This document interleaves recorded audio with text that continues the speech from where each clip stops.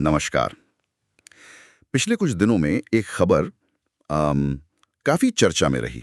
हाँ, वो पाकिस्तानी सेना प्रमुख जनरल आसिम मुनीर से जुड़ी हुई। जी हाँ, कि उन्हें वॉशिंगटन डीसी में एक बहुत बड़ी अमरीकी सैन्य परेड के लिए मतलब खास तौर पर बुलाया गया था। लेकिन फिर व्हाइट हाउस का बयान आया। बिल्कुल, और उन्होंने साफ इनकार कर दिया। हमारे पास इसी से जुड़े कुछ न्यूज आर्टिकल्स हैं। तो आज हम इसी की पड़ताल करेंगे कि सच क्या था। हाँ, ये दावा कितना सच्चा था, ये विवाद क्यों हुआ और इसकी क्या मायने हैं। चलिए इसी दावे और उसके खंडन से शुरू करते हैं। जरूर।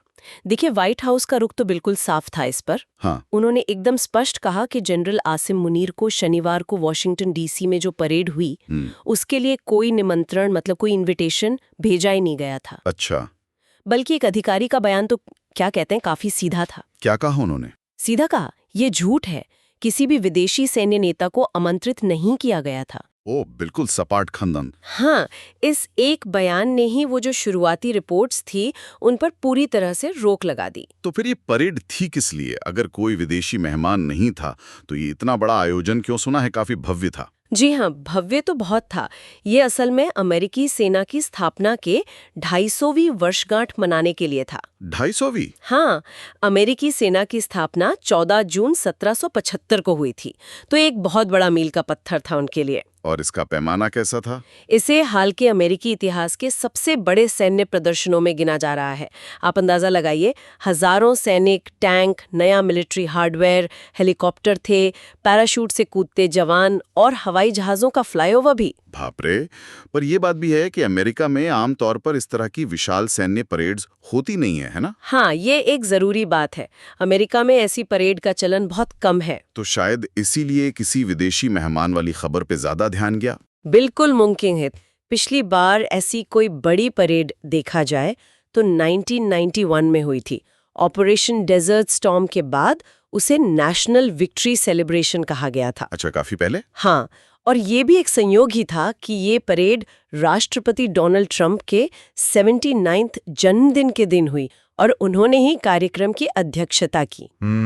तो हाँ, क्योंकि ये इतनी अनोखी घटना थी, शायद इसने भी उस झूठी खबर को फैलने में मदद की। लेकिन जब तक ये खबर चली, इसने भारत में तो काफी राजनीतिक हलचल मचा दी थी। बिल्कुल, जैसे ही ये खबर फैली कि मुनीर को शायद बुलाया गया है, भारत में तो राजनीतिक बयानबाजी तेज हो गई। विपक्ष ने क्या कहा? कांग्रेस और शिवसेना यूबीटी जैसे दलों ने इसे मोदी सरकार के लिए एक तरह का कूटनीतिक झटका या नाकामी बताया। अच्छा, किस आधार पर? उनका तर्क था कि अगर पाकिस्तान के सेना प्रमुख को अमेरिका बुला रहा है तो ये पाकिस्तान के बढ़ते महत्व को दिखाता है और शायद भारत के लिए ठीक नहीं है। और कुछ मीडिया हाउसेज ने भी इसे ऐसे ही दिखाया।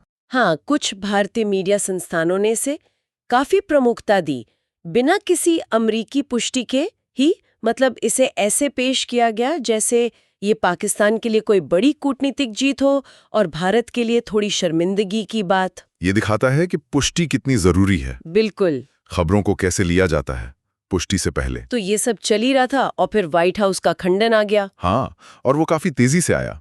व्हाइट हाउस के उस साफ और सीधे खंडन ने इन सारी अटकलों को, सारे दावों को एक तरह से कहें तो बेबुनियाद साबित कर दिया। तो जो कूटनीतिक हार जीत की बातें हो रही थी वो सब खत्म हो गई, एकदम खारिज हो गई। इस पूरे प्रकरण से एक बात और साफ होती है ना, कि अंतर्राष्ट्रीय रिश्तों में और खासकर भारत पाकिस्तान जैसे मतलब संवेदनशील समीकरणों में गलत सूचना कितनी तेजी से फैल सकती है। हाँ, और उसका असर कितना गहरा हो सकता है। सही कहा। ये घटना एक अच्छा उदाहरण है कि कैसे एक पूरी तरह से मनगढ़ंत खबर का इस्तेमाल दोनों तरफ के राजनीतिक पक्ष अपने अपने घरेलू फायदे के लिए करने की कोशिश कर सकते हैं, जबकि असल में घटना का इससे कोई लेना देना ही नहीं था। बिल्कुल नहीं।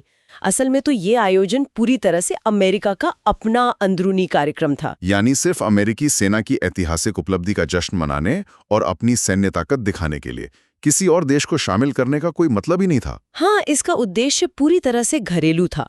अमेरिकी सेना के इतिहास का सम्मान करना और देश की रक्षा क्षमताओं का प्रदर्शन करना। इसमें किसी भी विदेशी सैन्य प्रतिनिधि की कोई भूमिका नहीं थी, कोई भागीदारी नहीं थी। तो अगर हम संक्षेप में कहें तो पाकिस्तानी सेना प्रमुख को अमेरिकी सैन्य परेड का निमंत्रण मिला, ये खबर झूठी थी, पूरी तरह से झूठी। और ये आयोजन पूरी तरह से अमेरिका का अपना घरेलू उत्सव था। हाँ, लेकिन इस पूरी कहानी ने ये जरूर दिखा दिया कि कैसे अंतर्राष्ट्रीय मंच पर एक ऐसी घटना जो हुई ही नहीं, उसे भी राजनीतिक रंग देकर अपने फायदे के लिए इस्तेमाल किया जा सकता है। बिल्कुल। और ये हमें एक दिलचस्प सवाल पर भी छोड़ जाता है सोचने के लिए क्या? कि इस तरह के जो बड़े सैन्य प्रदर्शन होते हैं, भले ही वो मुख्य रूप से अपने ही देश के लोगों के लिए हों, उन्हें अंतर्राष्ट्रीय स्तर पर शक्ति प्रदर्शन के तौर पर कैसे देखा जाता है? अच्छा सवाल है। और इस धारणा का, मतलब इस परसेप्शन का ग्लोबल डिप्लोमेसी पर क्या असर पड़ता है, खासकर तब जब इस तरह की झूठी भ्रामक खबरें इतनी आसानी से फैल जाती हैं।